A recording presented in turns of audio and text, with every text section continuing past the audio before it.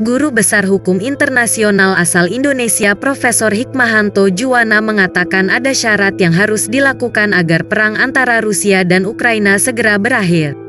Hal itu dipaparkan Hikmahanto dalam channel YouTube Helmi Yahya Berbicara yang diunggah Senin, tanggal 7 Maret tahun 2022. Presiden Volodymyr Zelensky ini yang diburu oleh Rusia, dan perang ini akan berakhir jika Zelensky turun atau dia menyerah, ucap Hikmahanto Jumawa.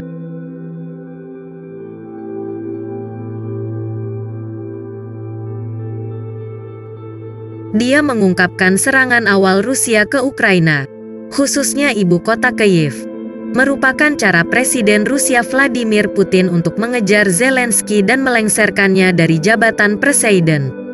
Pasalnya, kata dia, Zelensky merupakan presiden Ukraina yang tidak pro kepada Rusia. Bahkan, Zelensky ngotot agar Ukraina bergabung dengan Uni Eropa dan NATO. Tujuan dari serangan ini jelas. Rusia ingin mengganti Zelensky dengan presiden baru yang pro kepada mereka, imbuhnya.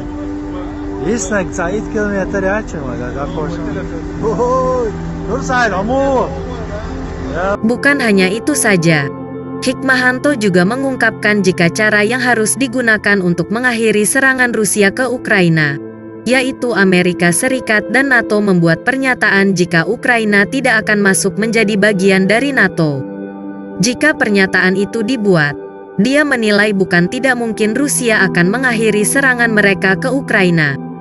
Sebab, awal mula serangan ini terjadi karena Presiden Zelensky ingin Ukraina masuk ke dalam NATO, ujar Hikmahanto. Selain itu, dia mengatakan jika apa yang dilakukan oleh Rusia bukan invasi melainkan serangan.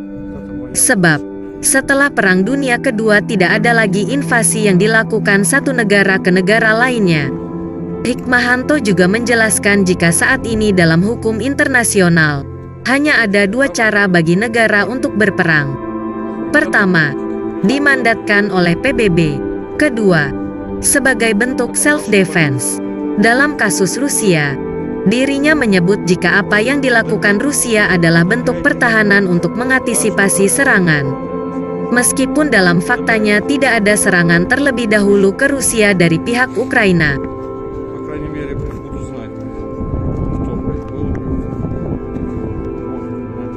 Saya selalu menggunakan istilah bukan invasi, karena kalau saya menggunakan kata invasi berarti saya sudah menjudge Rusia sudah salah. Tapi saya menggunakan istilah serangan ke Ukraina, tuturnya. Sampai saat ini, penyerangan Rusia ke Ukraina sampai saat ini, penyerangan Rusia ke Ukraina sudah memasuki minggu kedua. Pada hari ke-14 ini sudah terdapat gencatan senjata yang dilakukan oleh kedua negara tersebut. Dengan adanya gencatan senjata, Rusia dan Ukraina harus mengedepankan koridor kemanusiaan untuk mengevakuasi warga sipil di derah gencatan senjata.